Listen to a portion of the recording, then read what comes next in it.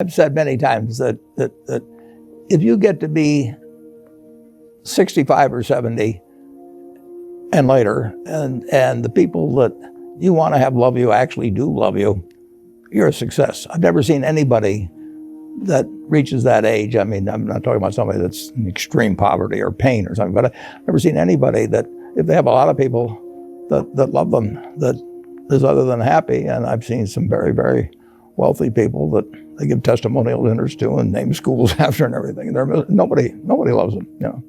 Today, we're diving into the mind of the GOAT himself, the Oracle of Omaha. If you've ever wondered how a guy who eats McDonald's for breakfast every day became one of the richest people on the planet, you're in the right place. We aren't just talking about picking stocks, we're talking about a full-on Warren Buffett investment strategy course, the Wealth Blueprint. First off, let's get into the nitty-gritty of how Warren Buffett builds wealth, his investment strategy, revealed through his actual words. Warren doesn't care about the flashy stuff. He cares about buying quality and holding on for dear life. Biggest mistakes people make when investing? Well, they try to, they just don't realize that all you have to do is just buy a cross-section of America and then never listen to people like me or read the papers or do anything subsequently. They think that because you can trade, you should trade. You buy a farm, you buy an apartment house, you can't resell it tomorrow, and you know the cost of moving around.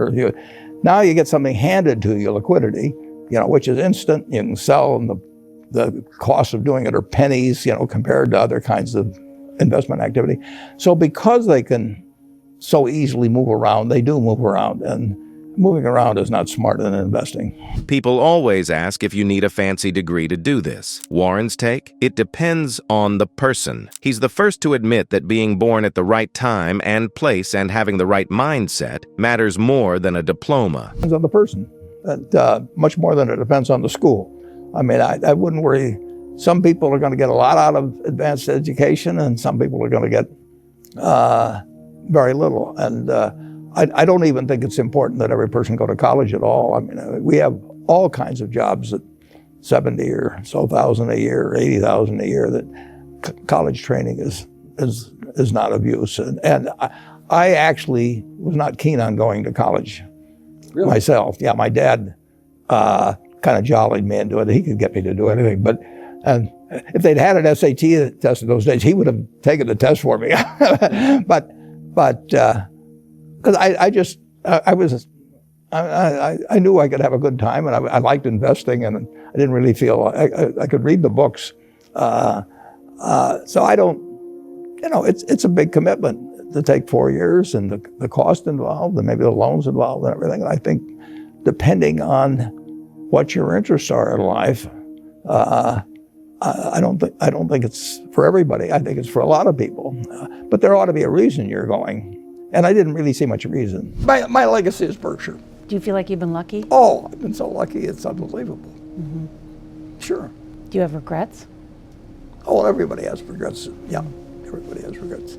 No, you're born smart, but you can be born smarter otherwise, but you're not born wise. A lot of people think you have to take massive risks to make it big. But Warren, he's all about that. Warren Buffett, crash-proof investment strategy, he's looking at the long-term reality of things like tariffs and inflation, always asking the most important question in economics. The economy. I mean, tariffs are actually, we've had a lot of experience with them. They're an act of war to some degree. How do you think tariffs will impact inflation? Over time, they're a tax on goods. I mean, you know, the tooth fairy doesn't pay them. I mean, and see, you always have to just, and then what? You always have to ask that question in economics. Always say, and then what? So is there an answer for that when people say, you know, inflation persists, consumer prices keep going up, when's the end in sight? No, prices will be higher 10 years from now, and 20 years from now, and 30 years from now. And what do you think about what's happening in Washington right now? About efforts to I think it's Washington. Yeah. It's, you know, technology changes things, all kinds of things, but Washington is Washington. And the problem with politics is that you tend to have to make tiny compromises as you go along. Imagine a Warren Buffett investment strategy animation where the hero just stays right in the middle of the court, avoiding the lines. That's how he runs Berkshire. No 200-page manuals, just a simple rule. Don't do anything you wouldn't want on the front page of the paper. And a message to their managers. Those 330,000 people work for maybe 70 or so CEOs and in turn work for me. So my job is to have those 70 CEOs sending out the right message. So every 2 years, I write them a very simple letter. It's a page and a half. I don't believe in 200-page manuals because if you put out a 200-page manual, everybody's looking for loopholes, basically. But page and a half, it's very hard for them to argue about what I'm talking about. So I tell them, that my reputation, Berkshire's reputation is in their hands. And not only, and we've got all the money we need. We'd like to make more money, but we got all the money we need. We don't have an ounce of reputation beyond what we need, and we can't afford to lose it. So we never will trade reputation away for money. And they're the ones that are the guardians of that, and that I want them to not only do what's legal, obviously, but I want them to judge every action by how it would appear on the front page of their local paper, written by a smart but semi-unfriendly reporter, who really understood it, to be read by their family, their neighbors, their friends, and it has to pass that test as well. And I tell them I don't want anything around the lines. I tell them there's plenty of money to be made in the center of the court, and I'm 84 and my eyes aren't that good anymore. I can't quite see the lines that well. So just keep it in the center of the court, and if they have any questions. Finally, let's talk about the Warren Buffett passive-active investment strategy. When you're active, things go wrong. You're going to get bad news. The key is how fast you deal with it. So on that, the first is that when you find out a bad news, correct it, and if it's necessary to report it, then the authorities report it immediately. The big problem at Solomon was not what a fellow named Mosier did, which was to defy the U.S. government, not ever a very good idea, but that could have been handled. But he reported it, he didn't report it. John Merriweather, his supervisor, picked up on it in late April of 1991 and went to the president and the chairman and the chief legal counsel of Solomon and said, here's what this fellow Mosier's been doing. And they all agreed it was wrong. They all agreed it was reportable to the Federal Reserve promptly.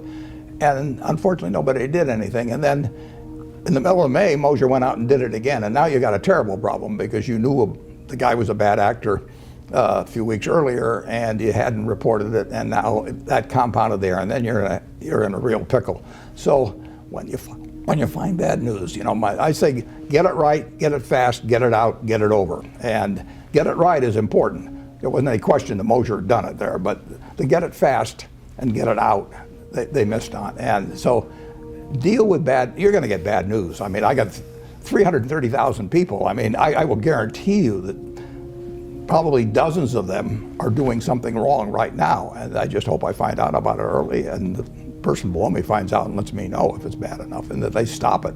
So you can't have a city of 330,000 without an occasional crime of some sort.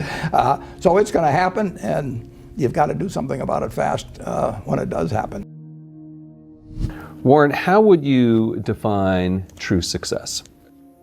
Well, I've said many times that if you get to be 65 or 70 and later, and the people that you want to have love you actually do love you, you're a success. I've never seen anybody that reaches that age. I mean, I'm not talking about somebody that's in extreme poverty or pain or something, but I've never seen anybody that, if they have a lot of people that love them, that is other than happy. And I've seen some very, very wealthy people that they give testimonial dinners to and name schools after and everything. And nobody loves them.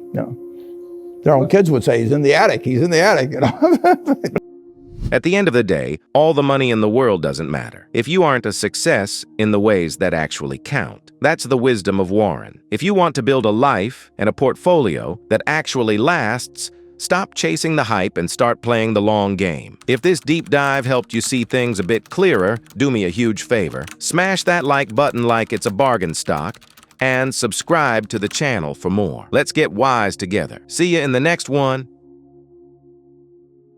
What are, say, 3 pieces of advice you would give to people who are looking to succeed in business?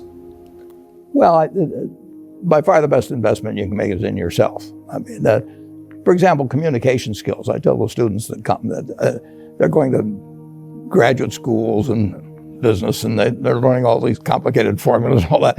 If they just learn to communicate better, and both in writing and in person, they increase their value at least 50%. And, I mean, if you can't communicate, somebody says, it's like winking at a girl in the dark. Nothing happens, basically. And you have to be able to get